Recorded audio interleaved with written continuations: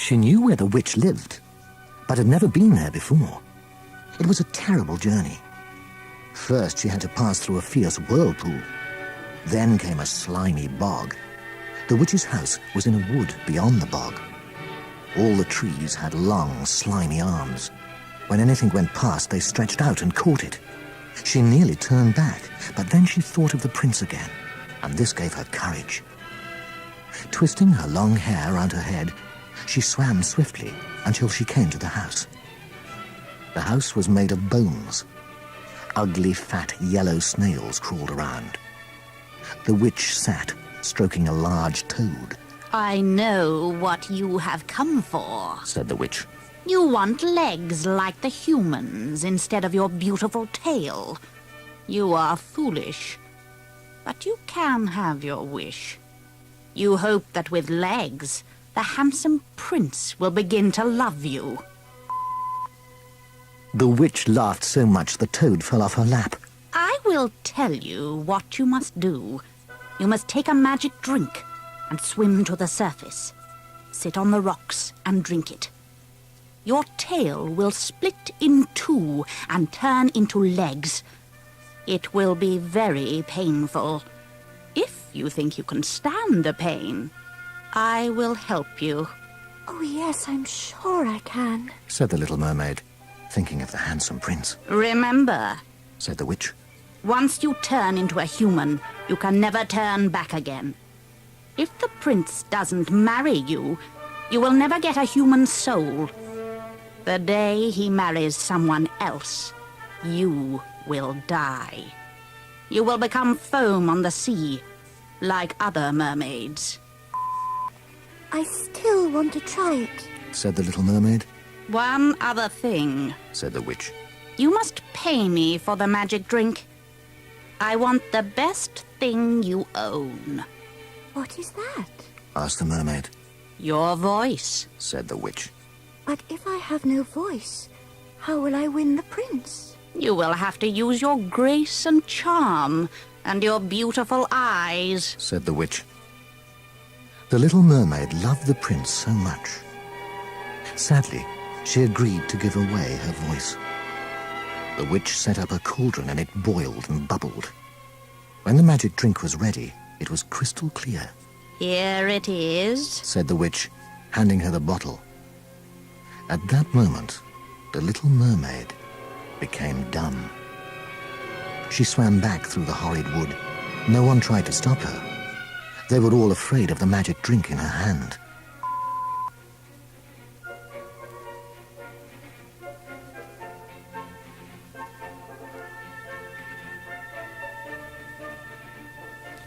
When she came to her father's palace, all the lights were out. Everyone was asleep. She wanted to go and say goodbye, but she couldn't. She was dumb. She picked a flower from each of her sister's gardens. She took them to remind her of her home and family. Turning away quickly, she swam to where the prince lived.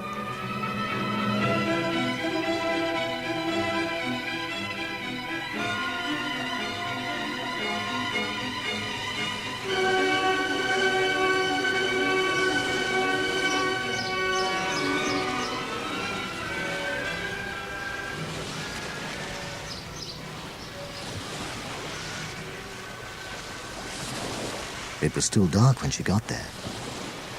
She sat on the marble staircase and drank the magic liquid. She felt a sharp pain, and then she fainted. When she woke up, it was morning. She looked down and saw that her tail had become two slim legs. Standing looking at her was the handsome prince. He asked her who she was and how she got there, but she could only smile at him. He led her into the palace. There they found her some beautiful clothes to wear. Everyone said how gracefully she walked, but the little mermaid was sad because she couldn't talk.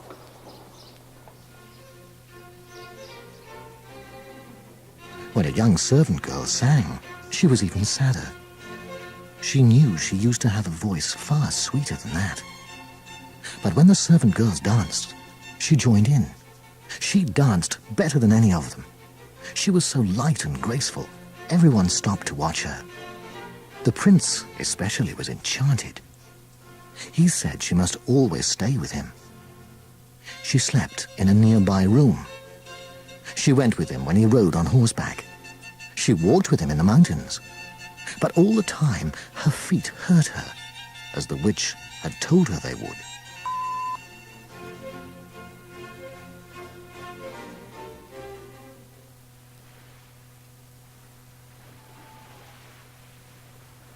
At night time, when everyone was asleep, she crept out of the palace. She went down the steps to bathe her feet in the sea. She looked into the water and remembered her family far below. One evening, her sisters came to the steps, and she waved to them. They told her how sad she had made them. Every morning they came to see her. Once they brought her grandmother. Another time they brought her father. They all stretched out their arms to her, but they never spoke. The prince grew very fond of the little mermaid. He thought she was beautiful, but he did not ask her to be his wife. One day he said to her, "You remind me of a girl I saw once. My ship was wrecked in a storm. When I woke up, a girl had helped me to the shore. She had saved my life. I shall never forget her, but she is the only person I could love. I am so happy that you remind me of her." The little mermaid was very sad. He doesn't know that I saved him and took him to the shore. He thinks it was one of the girls from the convent. He thinks they do not marry and that he will not meet her again. One day, the little mermaid heard that the prince was going on a journey. He was going to see a princess in another country. "My parents hope I will marry her," said the prince. "but she cannot look like the girl who saved me. I love her, and you remind me of her. If I have to marry anyone else, I would rather marry you." This made the little mermaid very sad, but she could say nothing. She could not tell the prince the truth. She had given away her voice.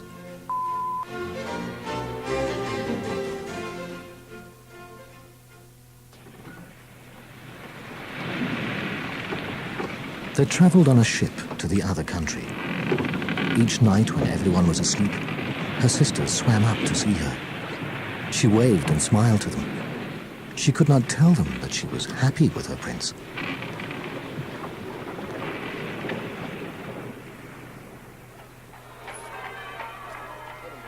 Next day they arrived at the city.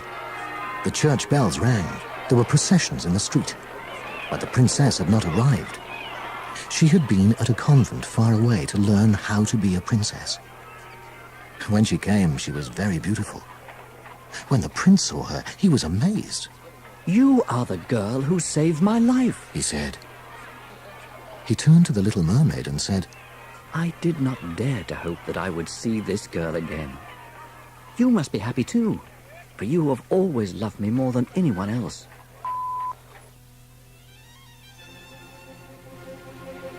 The little mermaid thought her heart would break. She knew that the day the prince got married, she would die. But she had to pretend to be happy. All the preparations for the wedding went on. At the wedding, she walked behind the princess and carried her train. That night, they all went on board the ship. There was a special tent in the middle of the deck for the prince and the princess. It had soft beds and lovely silk curtains.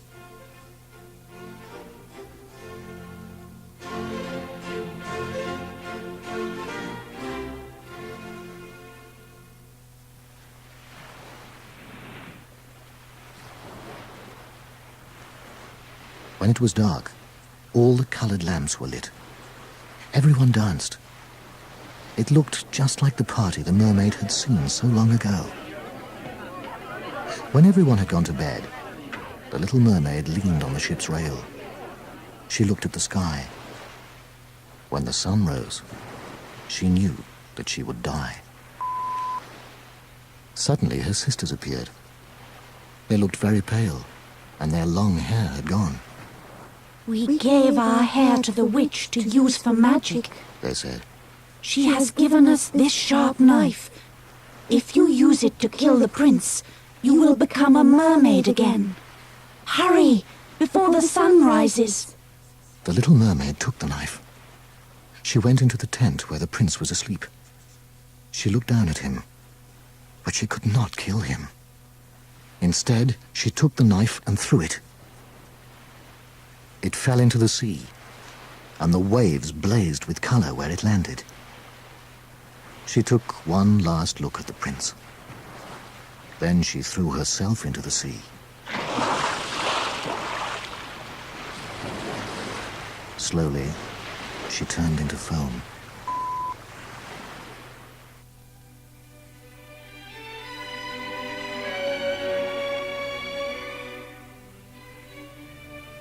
As the sun rose, she felt its warmth. She heard sweet voices and could see strange lights in the sky. She felt herself being lifted, and soon she was in the sky with all the lights around her. Where are you taking me? She asked. To join the daughters of the air. They said. Mermaids do not have souls, and neither do the daughters of the air. But we can earn our souls by the good deeds we do. We send cool breezes to hot countries to refresh the children. We spread the scent of flowers for everyone to enjoy. We try to help anyone who suffers. If you help us, in 300 years, you may have a soul.